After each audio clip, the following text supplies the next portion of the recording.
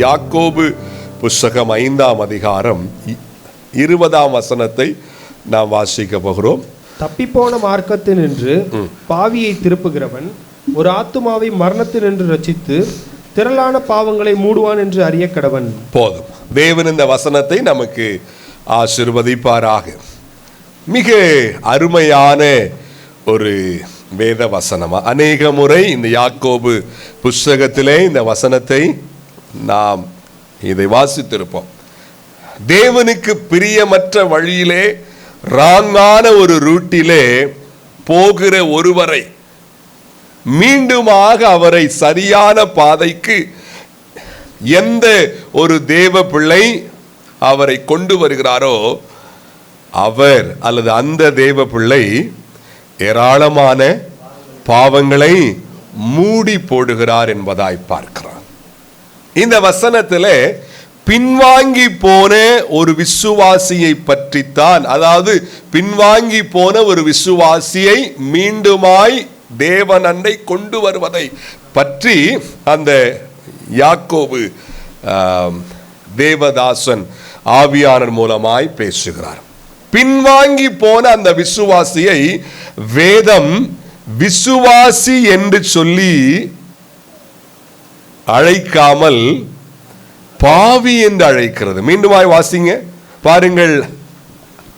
அதாவது அதற்கு முந்தின வசனம் வாசிங்க. சகோதரரே, உங்களில் ஒருவன் சத்தியத்தை விட்டு விலகி மோசம் போகும்போது மற்றொருவன் அவனை திருப்பினால் தப்பிப்போன மார்க்கத்தினின்று பாவியை திருப்புகிறான். பாவியை, உங்களில் ஒருவன், விசுவாசியாய் இருந்த ஒருவன் பாதை விலகி ஆண்டவரை விட்டு தூரம் போனால்,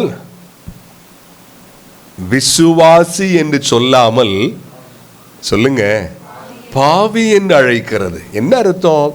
திரும்பவுமாக பாவி என்ற ஸ்தானத்துக்கு அவன் என்ன செய்கிறான்? போகிறதாய் நாம் இதிலே உணர முடியும். திரும்பவுமாக உங்களில் ஒருவன் என்ற அந்த பதம், அந்த வார்த்தை மேபி அந்த விசுவாசிகள் கூட்டத்தை அது என்ன செய்யும்? குறிக்கும்.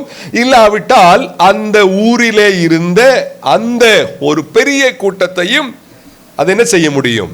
சுட்டி காட்ட முடியும். ஆகவே இங்கே பின்வாங்கி போன விசுவாசியை திரும்பவுமாய் கொண்டு வருவதை பற்றிய ஒரு வேத வசனமாகவும் இதை நாம் எடுத்துக்கொள்ள முடியும். ரட்சிக்கப்படாத ஒரு பாவியை மீண்டுமாய் ஆண்டவர் அண்டை கூட்டி வருகிற விஷயமாகவும் இதை நாம் எடுத்துக்கொள்ள முடியும். இந்த வசனத்தில், அதாவது இந்த 20ஆம் வசனத்தில் 2 பேரை நாம் அங்கே பார்க்கிறோம். 2 பேரை, ஆமாவா இல்லையா? 2 நபர்கள். ஒருவர் ரட்சிக்கப்பட்ட விசுவாசி. எப்படிங்க? என்ன? சரியான பாதையிலே செல்லுகிறவர். இன்னொருவர் பாதை மாறி போனவர். ஆண்டவர் காட்டின அந்த வழியை விட்டு விலகி போனவர். வேதம் இந்த 2 பேருக்கும் ஒரு வாய்ப்பை அது என்ன செய்கிறது? அங்கே சொல்லுங்க சத்தமா, வாய்ப்பு கொடுக்கிறது. 2 பேருக்கும், அந்த சரியான பாதையிலே செல்லுகிறவருக்கும் ஒரு வாய்ப்பு கொடுக்கிறது, சரியான பாதையை விட்டு விலகி போனவருக்கும் அங்கே ஒரு வாய்ப்பு கொடுக்கிறது. என்ன வாய்ப்பு? விசுவாசிக்கு என்ன வாய்ப்பு? அல்லது சரியான பாதையிலே போகிறவருக்கு என்ன வாய்ப்பு? பாதை மாறி போன பாவியை அல்லது மக்களை தேவன் அண்டை கொண்டு வருகிற வாய்ப்பு இல்லையா? ஏராளமான பாவங்களை மூடுகிற வாய்ப்பு, சரியான பாதையை விட்டு தூரம் போனவர்களை திரும்ப கொண்டு வரக்கூடிய ஒரு வாய்ப்பு. இரண்டாவது, சரியான பாதையை விட்டு விலகி போனவருக்கான வாய்ப்பு என்ன? மீண்டும் ஒப்பு கொடுத்து கர்த்தரை தேடி வருகிற வாய்ப்பு, மீண்டும் சரியான வழிக்கு வந்து சேரக்கூடிய வாய்ப்பு. ஆக 2 பேருக்கும் அங்கே தேவன் வாய்ப்பு என்ன செய்கிறார்? கொடுக்கிறார். 2 பேருக்குமே சரியான வழியிலே செல்லுகிறவருக்கும் வாய்ப்பு கொடுக்கிறார், சரியான வழியிலே செல்லாதவருக்கும் வாய்ப்பு கொடுக்கிறார். முதலாவதாக சரியான வழியிலே செல்லாதவருக்கு அல்லது பாதை விலகி போனவருக்கு ஒரு வாய்ப்பு அங்கே வருவதை நாம் தியானிக்கலாம். என்ன வாய்ப்பு? மீண்டுமாய் சரியான வழியிலே வந்து சேரும்படியாக. பாருங்கள், உண்மையிலே தேவன் எல்லாருக்குமே அவர் என்ன செய்கிறார்? வாய்ப்புகளை அள்ளி கொடுக்கிறார். யாரானாலும், எப்படி? யாரானாலும் அவர்களுக்கு வாய்ப்புகளை உருவாக்காமல் அல்லது வாய்ப்புகளை காட்டாமல் அவர்களை நியாயம் தீர்க்க மாட்டார். அவர்கள் பேசுவதற்கு எந்த வாய்ப்பும் விட்டு கொடுக்காமல், நீ இந்த பாதையிலே போய்விட்டாய், ஆகவே உனக்கு இந்த தண்டனை என்று சொல்லி வாய்ப்புகளை விட்டு கொடுக்காமல் அவர் யாருக்குமே நியாயம் தீர்ப்பவர் அல்ல. பாருங்கள், ஆக்கினை தீர்ப்பு. 2 உலகம் இருக்கிறது இந்த பூமியை தாண்டி. ஒன்று மோட்சம், இரண்டாவது நரகம்.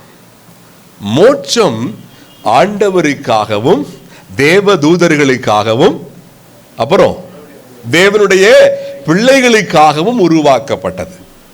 இன்னொன்று இருக்கிறது, எது? சத்தமா? அது யாருக்காக சொல்லுங்க? அது யாருக்காக? பிசாசுக்காக, அப்புறம் அவருடைய தூதர்களுக்காக, அப்புறம் சொல்லுங்க யாருக்காக? பிசாசுக்காகவும் அவருடைய தூதர்களுக்காகவும் மட்டும்தான். மக்களுக்காக அவர் உண்டு பண்ணவே இல்லை. எதை? நரகத்தை. ஆனால் பிசாசின் பின்னே போகிறவர்கள் தானாக போய் விழுகிறார்கள். உண்மை அது. பிசாசுக்காகவும் அவருடைய தூதர்களுக்காக உண்டாக்கப்பட்ட அந்த ஆக்கினையிலே மனிதன் பிசாசை பின்பற்றினதினாலே அல்லது பாதை மாறி போனதினாலே அவன் போகிறான் அங்கே. உலகத்திலே எந்த மனிதனையும் விசாரிக்காமல் அவர் உடனே நியாய தீர்ப்பு செய்கிறவர் அல்ல. அவர் என்ன செய்கிறார்? வாய்ப்புகளை கொடுக்கிறார். மீண்டுமாய் திரும்பி வரும்படியாய், மீண்டுமாய் தேவனோடு சேரும்படியாய், மீண்டுமாய் ஆண்டவர் அண்டை வந்து சேரும்படியாய் அவர் என்ன செய்கிறார்? வாய்ப்பு கொடுக்கிறார். யாருமே ஆண்டவரை குற்றம் சாட்ட முடியாது. ஆண்டவர் எனக்கு என்ன கொடுக்கல? வாய்ப்பே கொடுக்கல, என்னை விசாரிக்கவே இல்லை, யாரும் சொல்ல முடியாது. வாழ்கின்ற காலம், ஜீவனோடு இருக்கிற காலம் முழுவதும் அது என்ன? வாய்ப்பு தான். ஆமாவா இல்லையா? ஜீவன் இருக்கிற வரைக்கும் வாய்ப்பு இருக்குது.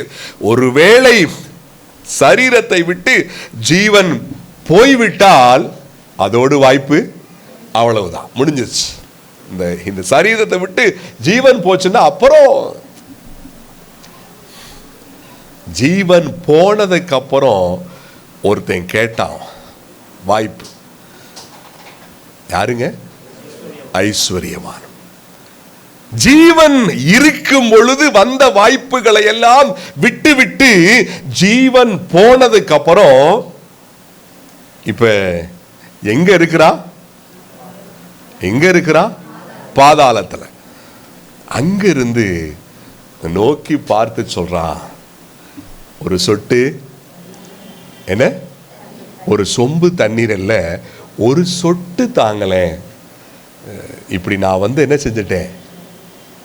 என் அன்புக்குரியவர்களே, ஒருவேளை பாதை மாறி போன வாழ்க்கை இங்கே யாருக்கேனும் இருக்கும் என்று சொன்னால், வாய்ப்புகளை தயவு செய்து விட்டு விடாதீர்கள். நீங்கள் ஜீவனோடு இருப்பது உங்களுக்கு வாய்ப்பு இருக்கிறது என்பதை காட்டுகிறது. உங்களுக்கு வாய்ப்பு உண்டு என்பதை, ஜீவன் ஒன்றும் போய்விடவில்லை. ஆரோக்கியமாய் ஆயுசோடு இருக்கிறீர்கள். ஆயுசோடு இருக்கிற இந்த காலம் உங்களுக்கு வாய்ப்பு. என்ன வாய்ப்பு? திருந்தி வாழும்படியாய், ஆண்டவருக்கு ஒப்பு கொடுத்து வாழும்படியாய் அவர் வாய்ப்புகளை அள்ளி கொடுக்கிற அன்பின் தேவன். அன்பின் தேவன். என் அன்புக்குரியவர்களே, ஒருவேளை இந்த நாளிலே சூழ்நிலையினாலே, வேண்டாத சில ஐக்கியங்களினாலே அல்லது வேறு எந்த காரணங்களினாலே பாதை விலகி போயிருந்தாலும், தேவனை துக்கப்படுத்தி இருந்தாலும் அல்லது துன்மார்க்கமான ஒரு வாழ்க்கை வாழ்ந்திருந்தாலும், அதை உணர்ந்து மன்னிப்பு கேட்க, திரும்ப தேவனோடு ஒப்புரவாக கர்த்தர் விரும்புகிறார். இன்றைக்கு அப்படியே போட்டும் அப்படின்னு சொல்லி ஆண்டவர் என்ன செய்யல, விரும்பல. அப்படியே போட்டும் அப்படி இல்லைங்க. திரும்ப என்ன செய்யணும்?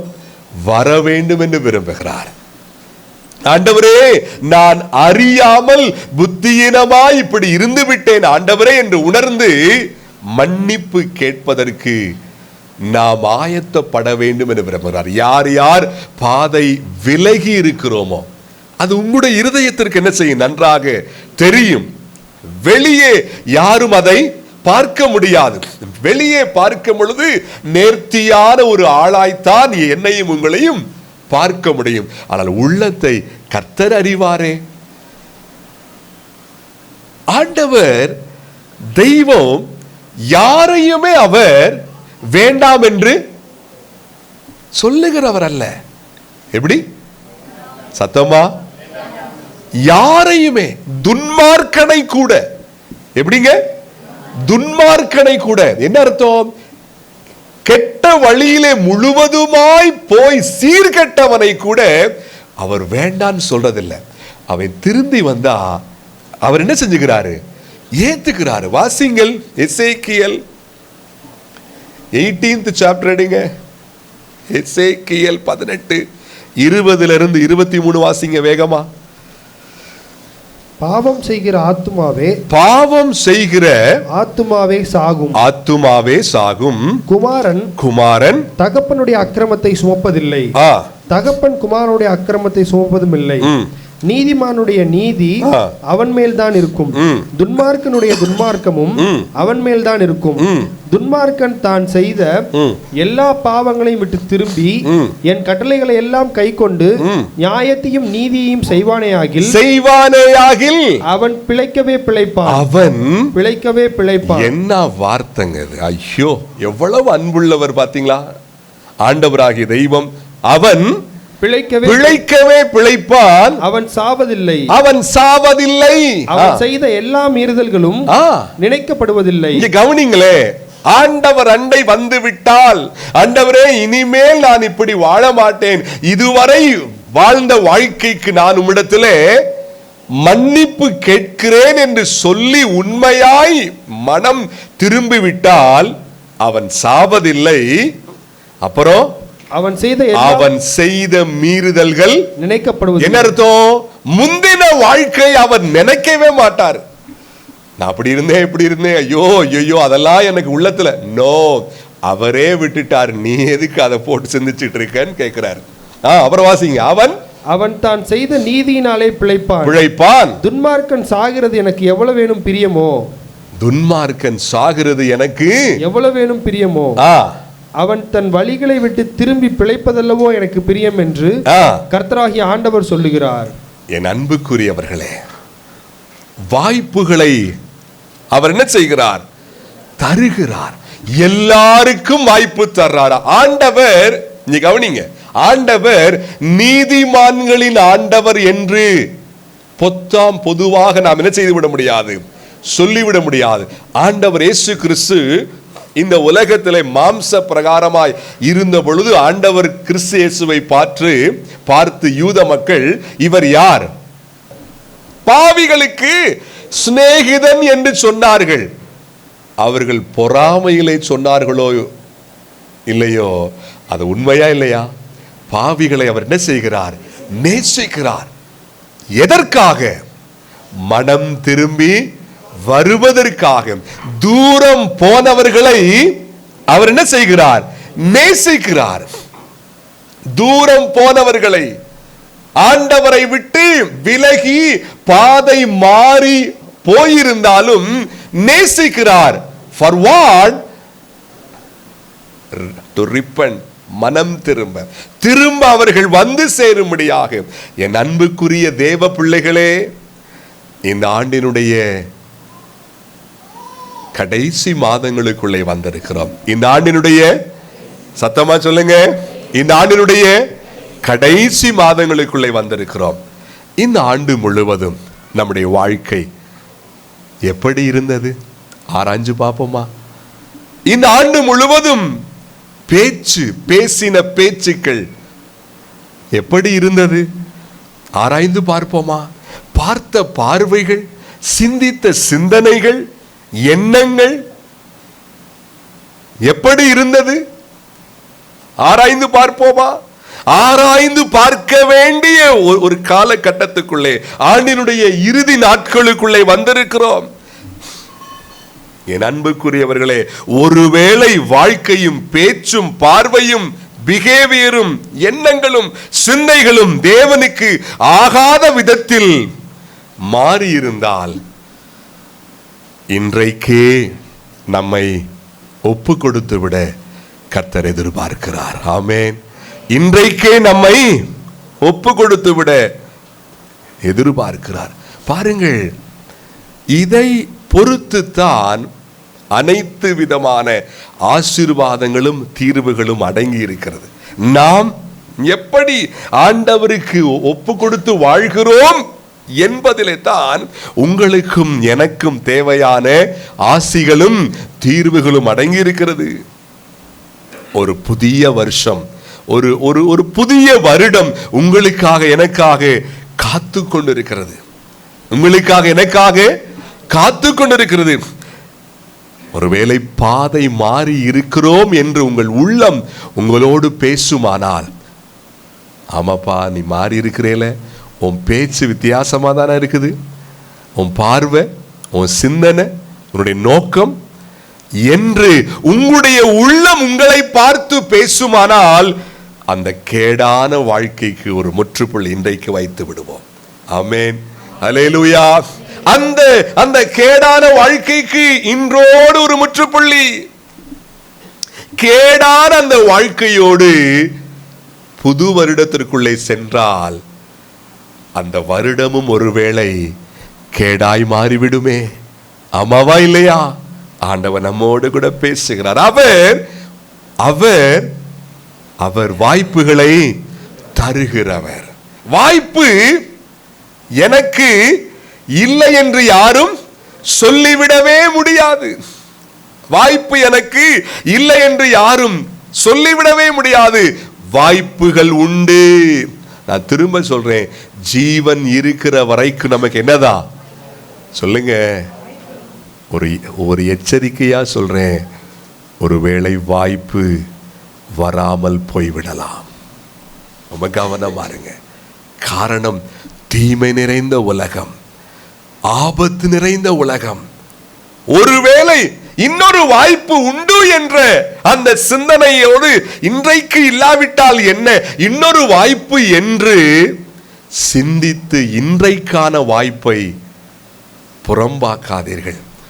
ஒருவேளை வாய்ப்பு இல்லாமலே போய்விடலாம். ஒரு பெரிய பிரசங்கியார் செய்தி கொடுத்து கொண்டிருந்தாராம். போன நூற்றாண்டிலே ஒரு பெரிய சுவிசேஷ கூட்டம், ஏராளமான ஜனங்கள். அங்கே அநேக முறை இதை சொல்லி இருப்பேன், உங்களுக்கு ஞாபகம் இருக்கும். அந்த பிரசங்கியார் இன்றே ரட்சணியனால் இன்றே இன்றைய அனுக்கிரக காலம் என்று சொல்லி பேசி கொண்டிருக்கிறார். இன்றைக்கு உன்னை ஒப்பு கொடுத்து விடு மகனே மகளேன்னு பேசிட்டு இருக்கார். அப்ப அந்த முழுவதுமே சேர் தான், பெஞ்சஸ். அந்த முன்னாடி வரிசையில ஒரு லேடி, ஒரு வாலிப பிள்ளை வந்து உட்கார்ந்தாங்களாம். ஆரம்பத்திலே உட்கார்ந்து அந்த செய்தியை கேட்டுக்கிட்டு இருக்காங்க. ரொம்ப உன்னிப்பா என்ன செய்யறாங்க, கேட்கிறாங்க. அவர் சொல்லுகிற ஆவியான பேசிட்டு இருக்காரு, இன்றைக்கே ரட்சணியனால் இன்றைக்கு உன் வாழ்க்கையை ஒப்பு கொடுத்து விடு என்று பேசிட்டு இருக்கிறார். இது உண்மை சம்பவம். அந்த செய்தி போய்கொண்டிருக்க அந்த வார்த்தை உள்ளத்துக்குள்ளே ஊடுருவி கொண்டே இருக்கிறது. இன்னைக்கு நம்ம ஒப்பு கொடுத்துருவோம், இன்னைக்கு நம்ம என்ன செஞ்சிருவோம், இன்னைக்கு ஒப்பு கொடுத்துருவோம் சொல்லி அந்த உள்ளத்திலே ஆவியானவரும் இவளுக்குள்ளே பேசிக்கொண்டிருக்கிறார். இன்னொரு பக்கம் நாளைக்கு பார்த்துக்குவோம், இன்னைக்கு சாயங்காலம் ஒரு இடத்துல ஒரு டான்ஸ் ப்ரோக்ராம் ஒன்று இருக்கு, நம்ம அதை மட்டும் முடிச்சுட்டு நாளைக்கு என்ன செஞ்சிருவோம் பார்த்துருவோன்னு சொல்லி என்ன பண்ணாலாம், அவள் வைத்திருந்த டைரியில அவள் எழுதி வச்சாலாம், நாளை பார்ப்போம் என்று சொல்லி ஆங்கிலத்தில் என்று எழுதி வைத்து விட்டு மூடிவிட்டு வேகமாய் எழுந்து போய்விட்டான். கூட்டம் முடிந்தது. எல்லாரும் கூட்டத்தை அந்த ஹாலை விட்டு வெளியேறி அவங்க கார்ல வேகமா போறாங்க. கொஞ்ச தூரம் போன உடனே ஒரு பெரிய கூட்டம் ரோட்டிலே. என்ன ஆனது? எல்லாரும் பார்த்து அச்சோ அச்சோ ஐயோ. அப்ப இந்த போதகரும் கூட்டம் முடிந்து அவருடைய காரிலே போக ஒரு பெரிய கூட்டம், ஒரு பெரிய ஆபத்திலே ஒரு சகோதரி சிக்கி இருக்கிறாள். அங்கு சென்று காரை நிறுத்தி சென்று பார்த்தால் அந்த முன் வரிசையில உட்கார்ந்திருந்த அந்த சகோதரி, அந்த வாலிப பிள்ளை, வாய்ப்பு இல்லாமல் போய்விட்டது, ஜீவன் இல்லை. அப்படியே அந்த பேக் சிதறி ஒரு பக்கம் ஒரு சின்ன பைபிள், ஒரு டைரி அங்கே கிடக்கிறது. வேகமாய் போய் அந்த போதகர் அந்த டைரியை எடுத்தாராம். இவர் முன்பதாகத்தானே அவர் உட்கார்ந்திருந்தால் ஏதோ எழுதினாலே என்ன என்று பார்த்தார், நாளை பார்ப்போம். நாளை வாழ்க்கையிலே வரவே இல்லை. என் அன்புக்குரியவர்களே, வாய்ப்பு இல்லாமல் போய்விடலாம். தயவு செய்து கர்த்தர் உன்னோடு என்னோடு பேசிக்கொண்டே இருக்கிறார். பாதை மாறி போனவர்கள் அப்படியே போகட்டும் என்று சொல்லி அவர் எதிர்பார்க்கிறவர் அல்ல. அவர்கள் திருந்தி வர வேண்டும் என்று விரும்புகிறார். திருந்தி வர வேண்டும். வேதம் விசுவாசி என்று அழைக்கவில்லை, பாவி என்று தான் அழைக்கிறது. ஏன்? விட்டு விட்டு வந்த அந்த வாழ்க்கை கல்லவா அவர்கள் திரும்ப போயிருக்கிறார்கள். பேச்சு மாறிவிட்டது, பார்வை மாறிவிட்டது, நோக்கம் மாறிவிட்டது. பாவி என்றுதானே வேதம் அழைக்கும். ஆனாலும் கர்த்தர் அந்த பாவி என்ன செய்யணும், மீண்டுமாய் திரும்பி வர வேண்டும் என்று விரும்புகிறார். வாய்ப்புகளின் கர்த்தர். ஆமென். அவர் யாருங்க? சத்தமா சொல்லாம எல்லாரும், வாய்ப்புகளின் கர்த்தர். என் அன்பு தேவ பிள்ளையே, வாய்ப்புகளை மிஸ் பண்ணி விடாதே. அவர் கர்த்தர் உங்களோடு என்னோடு பேசிக் கொண்டிருக்கிறார். ஆண்டவர் நம்மோடு கூட ஒருவேளை இந்த ஆண்டிலே மிகப்பெரிய ஆசீர்வாதமாக இந்த தேவ செய்தியை கேட்கும்படி உனக்கு இப்படிப்பட்ட ஒரு வாய்ப்பு உண்டாயிருக்கலாம். இனிமேல் இப்படிப்பட்ட வார்த்தையை கேட்க முடியாமலே போய்விடலாம். ஆவியானவர் திரும்ப திரும்ப பேசிக் கொண்டிருக்கிறார். கர்த்தர் நம்மோடு பேசுவாராக. இரண்டாவது, இன்னொருவருக்கு இன்னொரு வாய்ப்பு வருகிறது. இன்னொருவருக்கு சரியான பாதையிலே செல்லுகிறவருக்கு ஒரு வாய்ப்பு. எப்படி? சரியான வழியிலே போகிறவருக்கு ஒரு வாய்ப்பு. என்ன அது? என்ன வாய்ப்பு என்றால், வேதத்தினுடைய நோக்கம் என்ன? இயல்பாக பாவங்கள் பெருகக்கூடாது. எப்படி சொல்லுங்க பாப்போம் எல்லாரும் சத்தமா. பாவங்கள் பெருகக்கூடாது. பின்வாங்கி போனவர்கள் மனம் திரும்ப வேண்டும். இதுதான் வேதத்தின் நோக்கம். ஒரு பாவி என்ன செய்யணும்? ஆண்டவர் அண்டை வந்து சேர வேண்டும். இதுதான் தேவ நோக்கம். இதற்கு இந்த விஷயங்களுக்கு ஏற்கனவே உள்ளே வந்து இருக்கிற அல்லது சரியான பாதையிலே சென்று கொண்டிருக்கிற தேவ பிள்ளைகளை வேதம் உபயோகப்படுத்துகிறது. அந்த ஆட்களை கொண்டு அந்த மாபெரும் காப்பாற்றுகிற வேலையை வேதம் செய்கிறது. என்ன? மீண்டும் வாசிங்க இந்த வசனத்தை. யாக்கோபு 5:20 வாசிங்க. போன மார்க்கத்தினின்று பாவியை திருப்புகிறவன் ஒரு ஆத்துமாவை மரணத்தினின்று ரட்சித்து திரளான பாவங்களை மூடுவான் என்று அறிய கடவன். உள்ளே இருக்கிறவர் எப்படி? உள்ளே என்று சொன்னால் எங்கே? கிறிஸ்துவுக்குள்ளே அல்லது தேவனுடைய அசெம்பிளி ஐக்கியத்துக்குள்ளே இருக்கிறவர் தானும் வளர வேண்டும். அதாவது தானும் வளர்ந்து தேவ சாயலுக்கு ஒப்பாய் மாறிக்கொண்டே இன்னும் உள்ளே வராத அல்லது வந்து பின்வாங்கி போனவர்களை திரும்ப உள்ளே கொண்டு வர வேண்டும். இந்த வாய்ப்பை சரியான வழியிலே செல்லுகிறவர்களுக்கு, அதாவது திருச்சபைக்குள்ளே அங்கமாயிருப்பவர்களுக்கு அல்லது கிறிஸ்துவுக்குள்ளே இருக்கிறவர்களுக்கு ரெண்டு வித வாய்ப்பு. பாதை மாறி போனவருக்கு வாய்ப்பு என்ன? அவர் மீண்டும் ஒப்பு கொடுத்து வர வேண்டும். பாதை மாறாமல் கிறிஸ்துவின் பாதையிலே சரியாக போகிறவர்களுக்கான வாய்ப்பு என்ன? பாதை மாறி இருக்கிறவர்களை உள்ளே கொண்டு வரும்படியான வாய்ப்பு. இது உள்ளே கிறிஸ்துவுக்குள்ளே இருக்கிறவருடைய கட்டாய கடமை. என்னங்க? சத்தமா சொல்லுங்க. இதற்கென்றே நாம் அழைக்கப்பட்டோம். இதற்கென்றே நாம் மீட்கப்பட்டோம். பாருங்கள், மத்தேயு சுவிசேஷம் 28ஆம் அதிகாரம் அந்த லாஸ்ட் 3 வசனம் வாசிங்க. அப்பொழுது இயேசு சமீபத்தில் வந்து அவர்களை நோக்கி வானத்திலும் பூமியிலும் சகல அதிகாரமும் எனக்கு கொடுக்கப்பட்டிருக்கிறது. ஆகையால் நீங்கள் புறப்பட்டு போய் சகல ஜாதிகளையும் சீஷராக்கி பிதா குமார். போதுங்க. என்ன வாசிக்கிறோம்? நீங்க என்ன செய்யுங்க? சத்தமா சொல்லுங்க. புறப்பட்டு போய் சீசரா மாத்துங்க. என்ன அர்த்தம்? நீங்க உள்ள வந்துட்டீங்க அல்லது நீங்க சரியான பாதைக்குள்ளே வந்து விட்டீர்கள். இன்னும் சரியான பாதைக்குள்ளே வராத மக்கள் அநேகர் உண்டு. நீங்க போய் அவர்களை என்ன பண்ணணும்? சீஷராய்.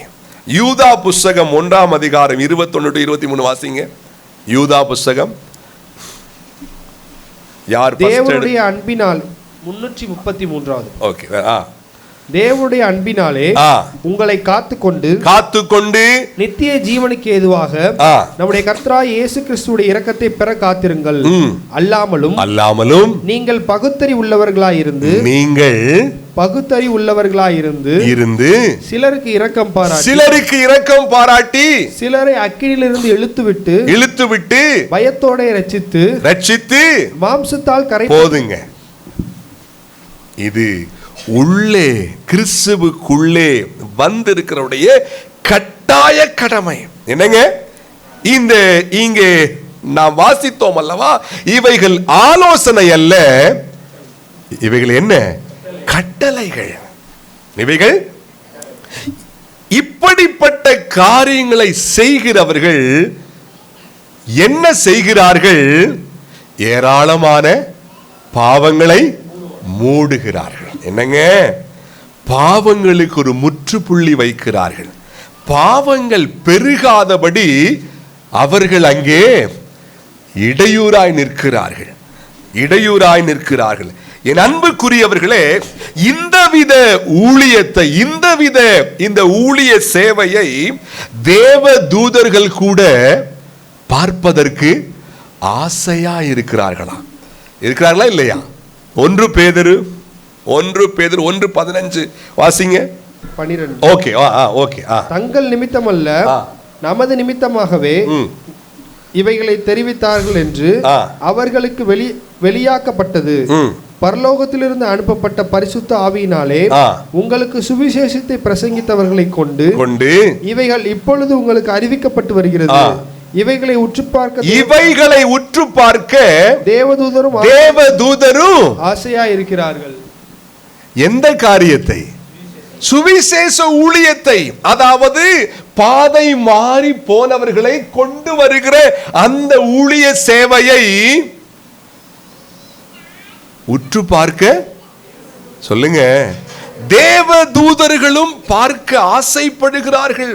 என் அன்புக்குரியவர்களே, இப்படிப்பட்ட பாக்கியம் பெற்ற இந்த ஊழிய சேவையை செய்வதற்கு தேவன் திருச்சபை மூலமாய் ஒவ்வொருவருக்கும் அவர் வாய்ப்பு கொடுத்திருக்கிறார். ஆமென்.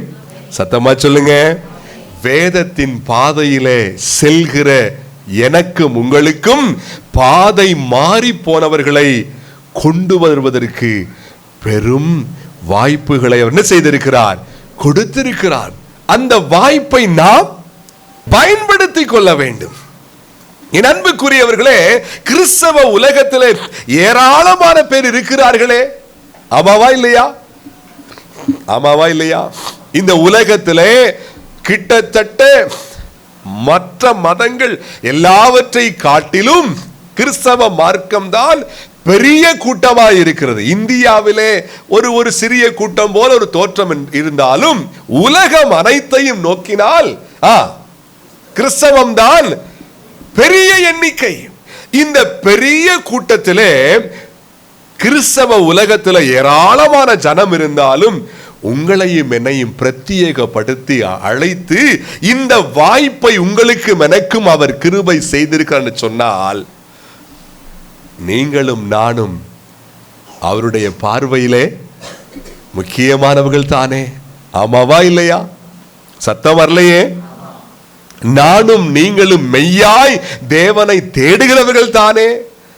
சற்று முன்னதாக வாசிச்சோ அந்த சுவிசேஷ ஊழியத்தை தேவ தூதர்கள் உற்று பார்க்க. என்ன, நான் போன மாசம் கூட அந்த உதாரணத்தை சொன்னேன் நினைக்கிறேன். உங்களுக்கு தெரியும், ஆண்டவராய் இயேசு கிறிஸ்து மரித்து உயிர் தெழுந்து மேலோகம் போய்விட்டார். அங்க மேலோகம் போன உடனே தேவதூதர்கள் வந்து அவரை மொய்க்க ஆரம்பிச்சாங்களாம். எல்லா தேவதூதர்களும், காப்ரியேலும் மிகாவேலும் அப்புறம் ஏகப்பட்ட தேவதூதர்கள், வாங்க வாங்க வாங்க ஆண்டவரே வாங்க, என்ன முடிஞ்சிருச்சா எல்லா வேலையும்? எங்க எங்க பூமியில முடிஞ்சா? ஆமா ஆமா முடிஞ்சிருச்சு. அப்புறம் இந்த ரட்சிப்பை கொண்டு போய் எல்லார்ட்டையும் சேர்க்கணுமே, இந்த ரட்சிப்பை கொண்டு போய் எல்லார்ட்டையும் சேர்க்கணுமே. ஆமா சேர்க்கணும். பரவாயில்ல, சரி, நாங்க அதற்கு ஆயத்தமா இருக்கிறோம். நீங்க அதற்கு இல்ல, கீழே நான் என்ன செஞ்சிருக்கேன், சிலரை ஏற்படுத்திட்டு வந்திருக்கிறேன். கீழே சிலரை நீங்க என்ன பண்ணிருக்கீங்க, ஏற்படுத்திருக்கீங்களா? நீங்க பிறக்க போற செய்தியை நாங்க தான் சொன்னோம். ஆமாவா இல்லையா? யோசேப்பிட்ட இருந்து மரியாள் வரைக்கும், அப்புறம் மேய்ப்பர்களுக்கு நாங்க தான் சொன்னோம். அப்ப நீங்க உருவாக்கி வச்ச அந்த ரட்சிப்பையும் நாங்க தானே சொல்லணும். அதோடு உங்க பார்ட் முடிஞ்சிருச்சு. நான் கீழே சீஷர்கள் இருக்காங்க இல்லையா, பேதுரு, யாக்கோபு, யோவான், மத்தேயு, தோமா, பிலிப்பு, பர்தலேமேயு, இப்படி அவங்கெல்லாம் இருக்கா, அவங்ககிட்ட சொல்லிட்டு வந்திருக்கேன் அப்படின்னு அவர் சொன்ன உடனே தேவதூதர்களுக்கு என்ன செஞ்சுச்சா, கண்ணெல்லாம் விரிஞ்சு, என்னங்க இப்படி பண்ணிட்டீங்க, உங்களை காட்டி கொடுத்தானே, தெரியவே தெரியாதுன்னு அவன்கிட்டயா சொல்லிட்டு வந்தீங்க? ஆமா. உங்களை சந்தேகப்பட்டானே, நான் அவரை பார்க்காம நான் என்ன செய்ய மாட்டேன், அவன்கிட்டயா சொல்லிட்டு வந்தீங்க? ஆமா. ஒருத்தருக்கு ஒருத்தர் போட்டியா இருந்தாங்களே, நீ பெரியவனா நான் பெரியவனான்னு சொல்லி, அவங்ககிட்டயா? ஆமா. குடும்பமா அவங்க அம்மாவை கூட்டிட்டு வந்துலாம் பேசினாங்களே, பரலோகத்துல உங்க கிட்ட எங்களுக்கு சீட்டு போடணும்னு சொன்னாங்க, அவங்ககிட்டயா? ஆமா ஆமா. என்னையும் உங்களையும் அவர் அவ்வளவு முக்கியமாய் பார்க்கிறார். ஆமென், ஹல்லேலூயா. சீசர்களை விட நம்ம பெரிய உத்தமர்கள் என்று சொல்லிவிட முடியாது. அஃப்கோர்ஸ் உண்மைதானே. ஆனால் ஸ்டில் உங்களுக்கு எனக்கும் அந்த வாய்ப்பை அவர் என்ன செய்கிறார்? கொடுத்திருக்கிறார். என்ன வாய்ப்பு? அவர் உருவாக்கி வைத்த அந்த ரட்சிப்பை கொண்டு போய் சேர்க்கிற வாய்ப்பு. தேவ தூதர்களை செய்ய விடாமல், எப்படி சொல்லுங்க, சத்தமா சொல்லுங்க, தேவ தூதர்களை செய்ய விடாமல், கேருபீன்களை சேராபீன்களை அந்த மோட்சத்தில் இருக்கிற யாரையும் செய்ய விடாமல் அவர் செய்து, அதாவது ஆவியானவர் செய்து நம்மை அவருக்கு உடன் வேலையாட்களாக, பெரிய வாய்ப்பு தானே இது. என் அன்புக்குரியவர்களே, தேவ தூதர்கள் செய்ய இல்லாவிட்டால் தேவ தூதர்கள் பார்க்க ஆசைப்படுகிற அந்த காரியங்களை தேவன் உங்களுக்கும் எனக்கும் வாய்ப்பாய் கொடுத்து அவைகளை செய்ய விரும்புகிறார். என் அன்புக்குரியவர்களே, கிறிஸ்தவ உலகத்திலே ஏராளமான ஜனக்கூட்டம் இருக்க, உங்களுக்கும் எனக்கு மட்டும் இந்த பாதை மாறி போனவர்களை திரும்ப கொண்டு வருகிற வாய்ப்பு, அது பெரிய விஷயங்க. அது பெரிய விஷயம். அந்த வாய்ப்பை நாம் என்ன செய்ய வேண்டும்? சொல்லுங்க சத்தமா, பயன்படுத்திக் கொள்ள வேண்டும். வாய்ப்பு பாருங்கள், அநேக கிறிஸ்தவர்களுக்கு அந்த உணர்வே இல்லை. உணர்வே. கர்த்தர், நான் முந்தைய சொல்லியிருக்கிறேன், ரட்சிக்கப்பட்ட உடனே, எப்படி ரட்சிக்கப்பட்ட உடனே மேலோகத்துக்கு உங்களை என்னை அவர் என்ன செஞ்சிடலாம், கூட்டி போயிடலாமா இல்லையா? ஆனா ஏன் வச்சிருக்கிறாரு? ஏன் வச்சிருக்கிறாரு சொல்லுங்க? மற்றவர்களை நாம கொண்டு வரணும்னு விரும்புறாரு. இயேசுவாக வாழ வேண்டும் விரும்புறாரு. என் அன்புக்குரியவர்களே, ஒவ்வொரு வாரமும் சாட்டர்டே நம்ம சபையில பொதுவான ஊழிய நேரம் என்று ஒன்று இருக்கிறதே, அது வாய்ப்பு தானே? அது வாய்ப்பா இல்லையா? ஒவ்வொரு வாரமும் சாட்டர்டே மாலை இருக்கிற இடங்களிலே இருந்து ஒரு 2 வார்த்தை ஆண்டவரை பற்றி யாருக்கேனும் சொல்லுவது ஒரு வாய்ப்பாக தேவன் உருவாக்கி கொடுத்திருக்கிறாரே. 3வது சண்டே மாலை விசேஷ சுவிசேஷ கூடுகையாய் கர்த்தர் தேவ சபையிலே உருவாக்கி வைத்திருக்கிறாரே, இது வாய்ப்பு தானே? 4வது சண்டே மாலையும் அந்த வாய்ப்பை திரும்பவுமாய் அவர் உண்டு பண்ணி வைத்திருக்கிறாரே, இது வாய்ப்பு தானே? இது போக 4 இடங்களிலே வெள்ளிகள் தோறும், வெள்ளிக்கிழமை தோறும் ஆங்காங்கே சுவிசேஷ கூடுகைகளாய் தேவன் உருவாக்கி வைத்திருக்கிறாரே, இவைகளும் வாய்ப்புகள் தானே? யாருக்கும் கிடைக்காத வாய்ப்பு, பிற சபைகளுக்கு கிடைக்காத வாய்ப்பு உங்களுக்கும் எனக்கும் அவர் கிருபை செய்திருக்கிறார். அந்த வாய்ப்பை நாம் முறையாய் உபயோகப்படுத்துகிறோமா? அந்த வாய்ப்பை முறையாய் உபயோகப்படுத்துகிறோமா? நாம் அந்த வாய்ப்புகளை சரியாய் உபயோகப்படுத்துவோம் என்ற நம்பிக்கையில் தான் அவர் 2ஆம் வருகையை தாமதப்படுத்திக் கொண்டே இருக்கிறார். 2 பேதுரு 3:9 வாசியுங்கள் சீக்கிரமாக. தாமதிக்கிறார் என்று சிலர் எண்ணுகிறபடி கர்த்தர் தமது வாக்குத்தத்தத்தை குறித்து தாமதமாயிராமல் ஒருவரும் கெட்டு போகாமல் எல்லாரும் மனம் திரும்ப வேண்டும் என்று விரும்பி, என்னங்க, எல்லாரும் மனம் திரும்ப வேண்டும் என்று விரும்பி நம்மேல் நீடிய பொறுமையுள்ளவராய் இருக்கிறார். நீ கவனிங்களே, எல்லாரும் மனம், சத்தமா எல்லாரும் மனம் திரும்ப வேண்டும் என்று எல்லாரும் மேலும் நீடிய பொறுமை. அப்படியா இருக்கு? நம்மேல். என்ன அர்த்தம்? மற்றவர்கள் ரட்சிக்கப்படுவதற்கு நம்மேல் அவர் ஏன் நீடிய பொறுமையா இருக்க வேண்டும்? வாய்ப்பு, அதுதான் வாய்ப்பு. ஆமென். அதுதான் வாய்ப்பு. என்ன வாய்ப்பு? ஜனங்கள் ரட்சிக்கப்படுவதற்கு நாம் வெளியே சென்று பிறருக்கு சுவிசேஷம் சொல்லுவோம், அந்த ஆத்துமாக்களுக்காய் ஜெபம் பண்ணி அவர்களை கிறிஸ்துவண்டை கொண்டு வருவோம் என்ற அந்த நம்பிக்கையிலே உங்கள் மேல் என் மேல் அவர் நீடிய பொறுமை. என் அன்புக்குரியவர்களே,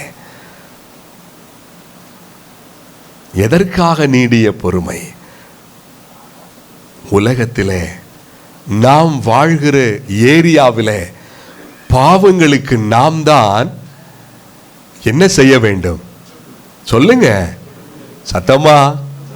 தேவ பிள்ளைகள் மேல் இதெல்லாம் உத்தரவாத பொறுப்பு. அவன் பாவம் செஞ்சா நாங்க என்னங்க செய்யறது? அப்படி அல்ல. நம்ம பாவம் செஞ்சா அவர் என்ன செய்வாரு அப்படின்னு சிந்திக்காம இறங்கி வந்தாரா இல்லையா? சொல்லுங்க. கூண்டோட எல்லாரையும் அழித்து விட்டு புது மனிதர்களாய் உண்டாக்கி இருக்கலாமே. புதிய ஆதாம் ஏவாளாக உண்டாக்கினாரா? அவர் சொல்றாரு ஆதியாகமம் 6ஆம் அதிகாரத்தில், உலகத்தில் மனுஷனை உண்டு பண்ணினது எனக்கு எப்படி இருக்குது? மனஸ்தாபமாய் வெறுப்பா இருக்குங்க. எப்படிங்க? எல்லாரையும் அழிச்சிட்டு, நீ கவனிங்க, நோவாவை கூட உயிரோடு வைக்காம இந்த ஆதாம் மூலமா வந்த இந்த சந்ததி வேண்டாம், புதிய பூமியை உண்டு பண்ணிடுவன் சொல்லி அந்த மாதிரி அவர் செஞ்சிருக்கலாமே. ஆனால் செய்யவில்லை. நீடிய சத்தமா நம்மேலே நீடிய பொறுமையோடு இருக்கிறார். என்ன? நாம் மீட்கப்பட்ட நாம், ரட்சிக்கப்பட்ட நாம் உலகத்தின் பாவங்களுக்கு முற்றுப்புள்ளி வைப்போம், இடையூறாய் நாம் இருப்போம், உலகத்தில் பாவங்கள் பெருகாதபடிக்கு நாம் ஆத்தும வேலிகளாய், ரட்சிப்பின் வேலிகளாய் நிற்போம் என்று அவர் நம்பிக்கொண்டிருக்கிறார். வாய்ப்புகளை உங்களுக்கு எனக்கும் அள்ளி கொடுத்து கொண்டிருக்கிறார். அந்த வாய்ப்புகளை யூஸ் பண்ணிட்டு இருக்கிறோமா? அம்மா பிள்ளைகளே சொல்லுங்க. எசேக்கியேல் புத்தகத்தை எடுங்க, 22ஆம் அதிகாரம், அதில் 30ஆம் வசனம். நான் தேசத்தை 987வது பக்கம். நான் தேசத்தை அழிக்காதபடிக்கு திறப்பிலே நிற்கவும் சுவரை அடைக்கவும் தக்கதாக ஒரு மனுஷனை தேடினேன், ஒருவனையும் காணேன் சொல்றாரு. நான் சத்தமா சொல்லுங்க. தேசத்தை, என்ன அர்த்தம்? தேசத்திலே பாவம் பெருகிவிட்டது, அந்த தேசத்தை என் கோபத்தினால் அழித்து விடாதபடிக்கு இடையே வந்து நிற்கிற யாராவது ஒரு மனுஷன் இருப்பானான்னு தேடுறேன். நோபடி. ஒருத்தர் கூட வந்து நிக்க மாட்டாங்க. ஆண்டவரே எங்க தேசத்தை அழிக்காதீங்கன்னு சொல்ல ஆள் இல்லை. ஆண்டவரே எங்க மக்களை அழிச்சு விடாதீங்க, நான் வந்து நிற்கிறேன், நான் அந்த மக்களை உம்மண்டை திரும்ப கொண்டு வருவேன் என்று கூறுவதற்கு ஆள் இல்லையே என்று சொல்லி அவரே பேசுகிறார். நான் தேசத்தை அழிக்காதபடிக்கு ஒரு மனுஷனை தேடினேன், ஒருவனை காணேன். என்னையும் உங்களையும் பார்த்து அந்த வார்த்தை அவர் சொல்லிவிட கூடாது. என் மக்கள் இருக்கிறார்கள், என் மக்கள் இருக்கிறார்கள் என்று உங்களை பார்த்து அவர் சொல்ல வேண்டும். தேவ பிள்ளையே, அவர் ஆதங்கத்தோடு பேசுகிற வார்த்தையை பாருங்களேன். மத்தேயு சுவிசேஷம் 9ஆம் அதிகாரம், அதில் 37ஆம் வசனம் வாசிங்க. தம்முடைய சீஷர்களை நோக்கி அறுப்பு மிகுதி, வேலையாட்களோ கொஞ்சம்.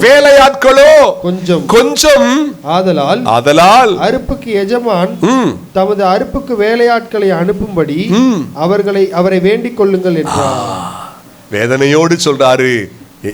என்ன மிகுதி? அறுப்பு மிகுதி விளைந்திருக்கிறது. ஆனால் வேலையாட்கள், ஊழியம் செய்யறவங்க, சேவை செய்யறவங்க குறைவா இருக்கிறாங்க. ஜோமனவாது செய்யுங்கன்றார். எப்படிங்க? என்னங்க செய்யுங்க?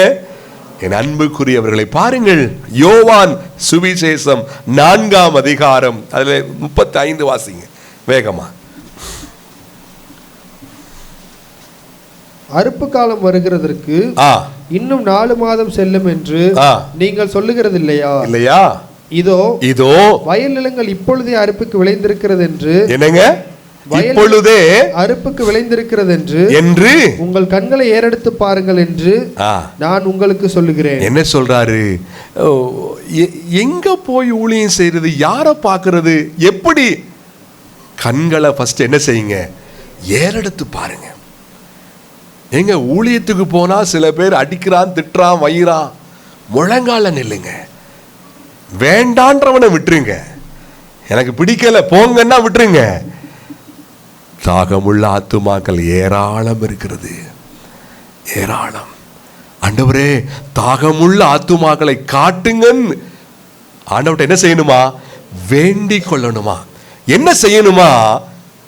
ஏறெடுத்து சொல்லுங்க. ஏதாவது ஒரு பக்கம் மட்டும் பார்த்து விட்டு எதிர்ப்புங்க, எங்க பார்த்தாலும் எதிர்ப்பு. அப்படி அல்ல, ஏறெடுத்து பாருங்க. விளைந்திருக்கிறது. என்னங்க? சத்தமா சொல்லுங்க. விளைந்திருக்கிறது. ஏறெடுத்து பார்த்து வாய்ப்புகளை பயன்படுத்திக் கொள்ளுங்க. என் அன்புக்குரியவர்களே, தேவ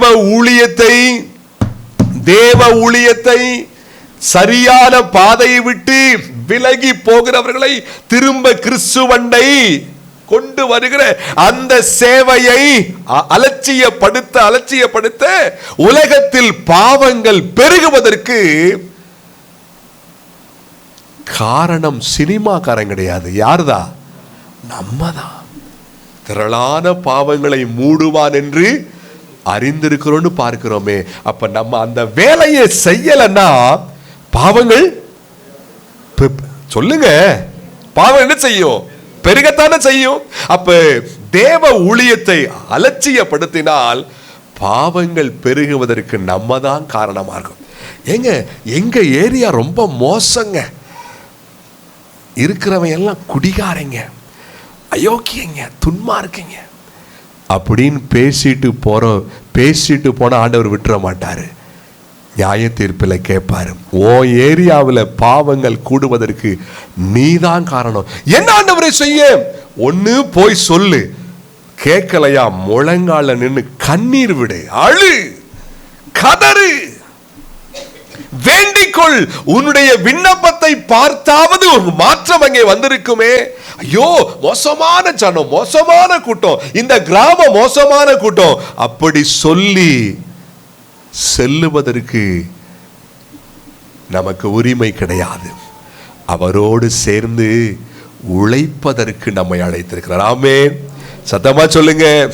என் அன்புக்குரியவர்களே, பாதை மாறி போகிறவர்களை திருப்பி கொண்டு வராமல் அலட்சியமாய் வாழ்ந்தால், வாஞ்சை இல்லாமல் வாழ்ந்தால், பாவம் செய்ய வைக்கிறவர்களாகத்தான் உங்களையும் என்னையும் அவர் பார்ப்பார்.